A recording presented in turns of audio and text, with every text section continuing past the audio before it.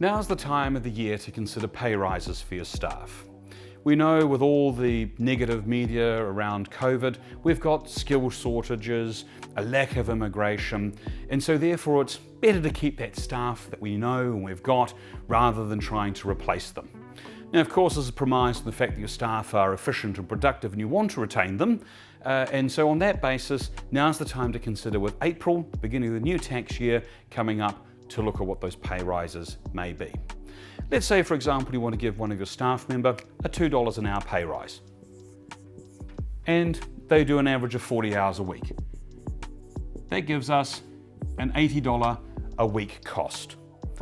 Times that by 52 weeks in the year, gives us $4,160 as the total cost of that pay rise.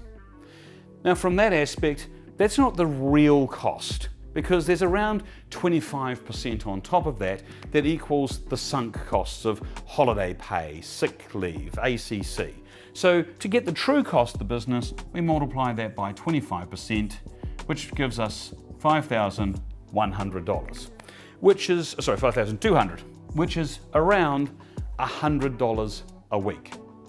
Now you might say, oh, some businesses that could be a bit of a struggle, but what's the cost of actually replacing that person? The general rule is around 3 months of the annual salary. So let's say, for example, you've got someone on $60,000. Not an unrealistic figure in today's terms for someone who's got an element of professional qualification.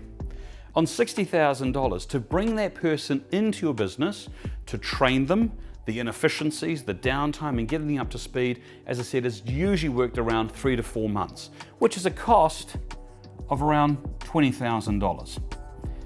There's also that downtime of trying to find the person's replacement. And so, because when your staff say they're leaving, and with a skill shortage, they can be up to a month by the time they tell you that they're looking for a job and have found a job and left, that $20,000 doesn't take into account how you're going to handle the loss of that person out of the business as well.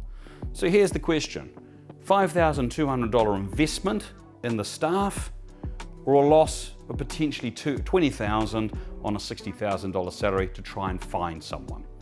Labour shortages are a real problem, and this is the best way to combat it, is retain those staff that are worth retaining with a small pay rise that actually adds value to your business.